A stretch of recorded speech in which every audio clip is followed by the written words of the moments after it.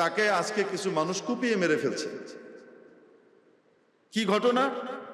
ঘটনা হলো দুই দলের ভিতরে ঝগড়া লাগছে, যুবকদের দুই দলের ভিতরে। এক দলকে হ্যান করেঙ্গে, আরেক দলকে ত্যান করেঙ্গে, এই করবে সেই করবে, একে অপরকে হুমকি দিচ্ছে, বসে বসে খুব টাইট ফাইট হয়ে যাচ্ছে। এদের ভিতরে কি হইতেছে এটা সে দূর থেকে দাঁড়িয়ে, সেই দুই দলের কোন দলেরই না, দাঁড়িয়ে দাঁড়িয়ে দেখতেছে তামসা, এরা কি করতেছে। সে তামসা দেখছে। ঝগড়াঝাটির এক পর্যায়ে এক দল চলে গেছে, দেহে দিমত করে খাড়া। সেই দল কিছুক্ষণ পরে ফিরে আসছে। যখন ফিরে আসছে তখন আরেক দল এখানে আর নাই, তারাও চলে গেছে। ফিরে আসছে ছুরি কাছি দাও বল্লভ লইয়া। এখন এসে তো ওদের কাউকে পায় নাই। কই এরা? কেউ নাই, কই গেল? এদের ভিতরে একজন কয় এই একটা তো আছে, এ কইতে দেরি, আর যাচাইয়ের কোনো বিষয় নেই, সে কি ওদের সাথে ছিল কি ছিল না, ওই দলের কিনা, কেউ জিজ্ঞেস করে নাই। এলো পাতাড়ি কুপিয়ে তাকে মেরে ফেলছে। যদি রাসূল সাল্লাল্লাহু আলাইহি সাল্লামের এই কথার উপরে আমল হতো তাহলে এই দুর্ঘটনার শিকার হয়ে হতো না। বাড়িতে সময় দাও, তোমার বাড়ি তোমার জন্য যেন প্রশস্ত হয়, বিনা প্রয়োজনে বাইরে যেও না। নাম্বার 3, ওয়াবকি আলা খাতিআতিক, নিজের গুনাহগুলা দেখো আর কান্নাকাটি করো। নিজের গুনাহগুলার জন্য কান্নাকাটি করো, অন্যের দোষ দেখতে যেও না, নিজের দোষ দেখো। নবীজি সাল্লাল্লাহু আলাইহি সাল্লাম মুক্তির পন্থা বাতলে দিলেন। প্রত্যেক মানুষ যদি নিজের দোষ দেখে, অন্যের দোষ না দেখে, তো মামলা মোকদ্দমা যা আছে না পুলিশের কাছে, কোর্টের কাছে, এগুলি 90 ভাগ কমে যাবে। বলেন না কেন?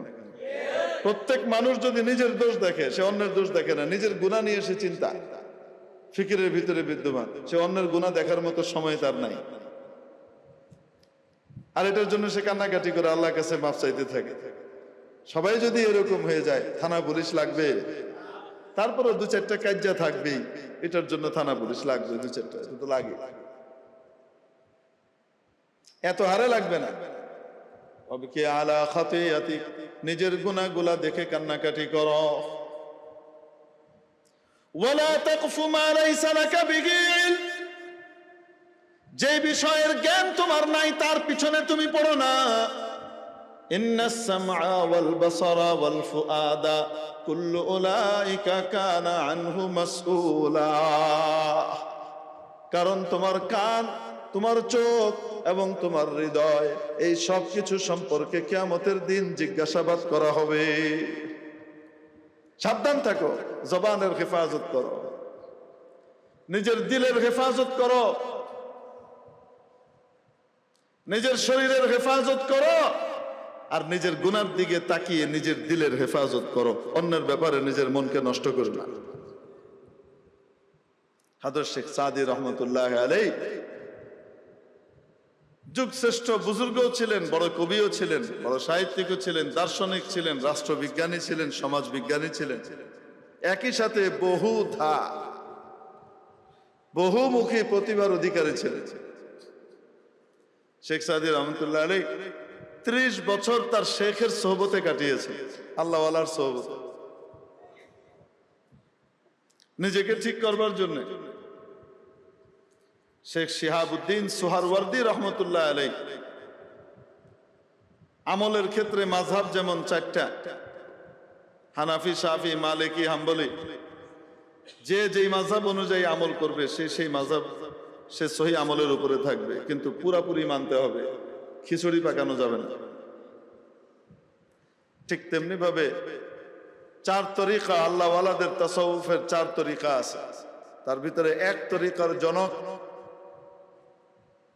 হযরত শেখ শিহাবুদ্দিন সোহরাওয়ার্দী রহমতুল্লাহ আলাইহি।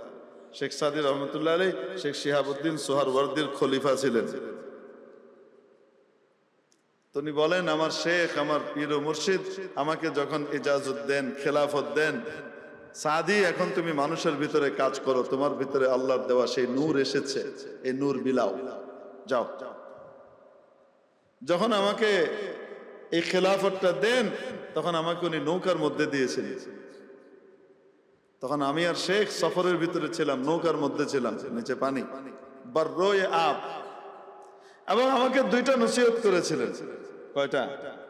দুইটা নসিহত করেছিলেন, বলেছিলেন সাদি শেষ বেলায় তোমাকে আমি দুটো নসিহত করে দিই, যদি এই দুইটা জিনিস ধরে রাখতে পারো তাহলে যা পেয়েছো তা আরো বহু গুণে বাড়বে, আর যদি এই দুইটা ধরতে না পারো যা আছে তাও চলে যাবে।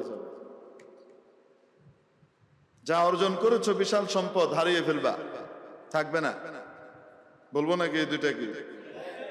ये के आके बर खैर खुद बीमा बाश दिगर आके बर खैर बद बीमा बाश। এখনো ও সাদি নিজের মধ্যে কোনো ভালো কিছু যদি থাকে কখনো সেদিকে ফিরে তাকাবে না, এটা তোমার নয়, আল্লাহর দেওয়া জিনিস। আল্লাহর শুকর আদায় করবে, নিজের গুণ দেখবে না। অন্যের গুণ দেখো, নিজের গুণ দেখো না, নিজের দোষ দেখবা।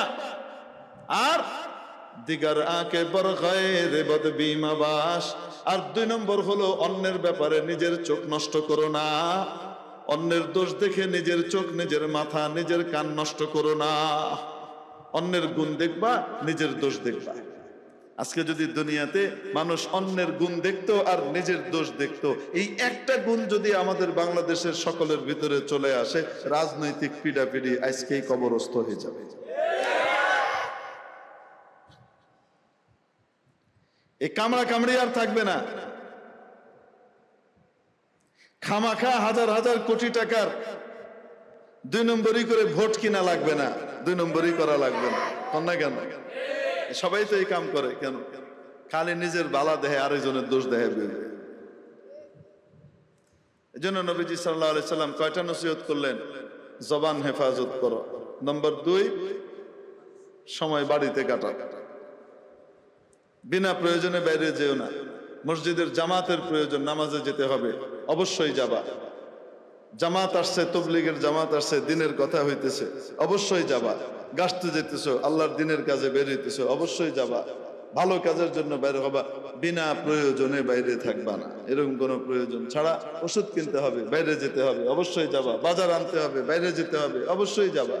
কিন্তু বিনা প্রয়োজনে, যেটার দ্বারা দুনিয়ারও কোনো ফায়দা নেই, আখিরাতেরও ফায়দা নেই, বাইরে সময় কাটানো নিজের জন্য ধ্বংসের কারণ। নাম্বার 3, নিজের গুনাহ দেখো আর কান্নাকাটি করো। এগুলোর উপরে যদি আমল করি তাহলে আল্লাহ তাবারক ওয়া তাআলা দুনিয়া এবং আখিরাতে আমাদেরকে শান্তি দান করবেন। আল্লাহ তাআলা মারকাজুল উলুম মাদ্রাসাকে কবুল করেন। এই মাদ্রাসার ওসিলাই, মাদ্রাসার কারণেই আজকে আমরা কিছু দিনের কথা বলতে পারলাম, শুনতে পারলাম, ঠিক কিনা? আসতে বলেন। এই মাদ্রাসাগুলো যদি না থাকে তাহলে সমাজকে এই দিনই কথাগুলো শোনাবার ব্যবস্থা করার মতো লোকও থাকবে না, এই চেতনাও দূর হয়ে যাবে। আমার আপনার বাচ্চাকে দিনদার পরহেজগার বানাতে হলে এই ইসলামী ক্যান্টনমেন্ট, যেই ক্যান্টনমেন্টের ভিতরে প্রশিক্ষিত দিনের বিপ্লবী সৈনিক তৈরি করা হয়, আল্লাহ আল্লাহ রসুলের সৈনিক তৈরি হয়, শয়তানের সৈনিক ধ্বংস হয়।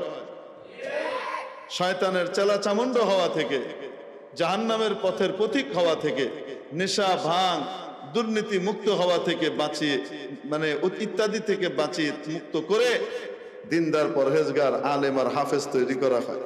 নিজেও জান্নাতি হয়, হাজার মানুষকে জান্নাতে নেবার ব্যবস্থা করে, ঠিক কি ঠিক না? তাহলে এরকম মাদ্রাসার দরকার আছে না নাই?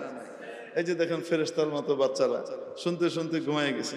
কারণ কি? রাত 3টার সময় 4টার সময় উঠছে। সেই 4টার সময় উঠে কোরআন তেলাওয়াত শুরু করেছে যখন আপনারা ঘুমাচ্ছেন। 3:30টার সময় উঠে কোরআন তেলাওয়াত শুরু করে দিয়েছে যখন সারা দুনিয়া ঘুমাচ্ছে। একবার আমাদের বাংলাদেশে 2016 বা 17-র দিকে কঠিন একটা ভূমিকম্প হলো ফজরের আগ দিয়ে, মনে আছে আপনাদের? এই ফজরের আজানের কাছাকাছি সময়, ফজরের আজানের কিছুক্ষণ আগে প্রচন্ড ভূমিকম্প হলো। রিখটার স্কেলে সেটা 7.8 ছিল। এই মাত্রার ভূমিকম্পে পৃথিবীর অন্যান্য দেশে হাজার হাজার মানুষের প্রাণহানি ঘটেছে, ঘরবাড়ি ধ্বংস হয়ে গেছে।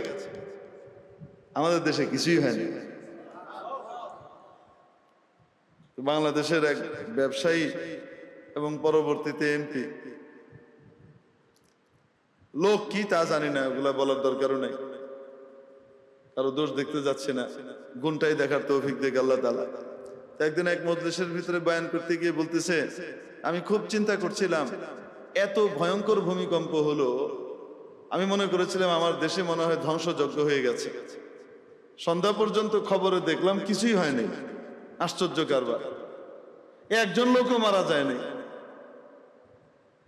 কোনো বাড়ি ধসে পড়ে নাই। এটা কিভাবে সম্ভব? তো চিন্তা করছিলাম, এত বড় ভূমিকম্প হওয়ার পরেও এরকম ভূমিকম্পে অন্যান্য দেশে ধ্বংসযজ্ঞ হয়ে গেছে, বিল্ডিং সমান হয়ে গেছে মাটিতে পড়ে, হাজার হাজার মানুষ মারা গেছে, আমাদের এখানে কিছুই হলো না, কেন হলো না? উনি বলেন, আমি অনেক ভাবতে থাকলাম, চিন্তা করতে থাকলাম, হঠাৎ আমার মনে হলো তার কারণ হলো ভূমিকম্পটা হয়েছে কখন? যে সময় হয়েছে ওই সময় আমার মতো পাপি তাপিরা ঘুমায় রয়েছে।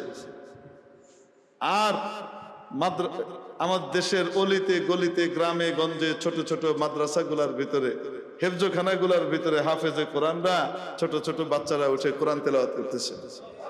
তাদের এই কোরআন তেলাওয়াতের উসিলায় আমাদের গোটা দেশকে আল্লাহ হেফাজত করছে। তো মাদ্রাসা যেখানে থাকে গোটা এলাকার জন্য রহমতের ফয়সালা করায় নিয়ে আসে, ঠিক ঠিক না? অতএব এই মাদ্রাসাগুলা বন্ধ হয়ে যাবে না চলবে? এই মাদ্রাসার যাবতীয় প্রয়োজন পুরা করবার দায়িত্ব মাদ্রাসার হুজুরদের না, আমাদের সবার। অতএব আমরা সকলেই মাদ্রাসার সমস্ত প্রয়োজন পুরো করবার জন্য সেদে সেদে জিজ্ঞেস করে পুরা করতে আসবো ইনশাআল্লাহ। ঠিক আছে তো? আল্লাহ তাআলা কবুল করেন। ওয়া আখিরু দাওয়ানা আনিল হামদুলিল্লাহি রাব্বিল আলামিন।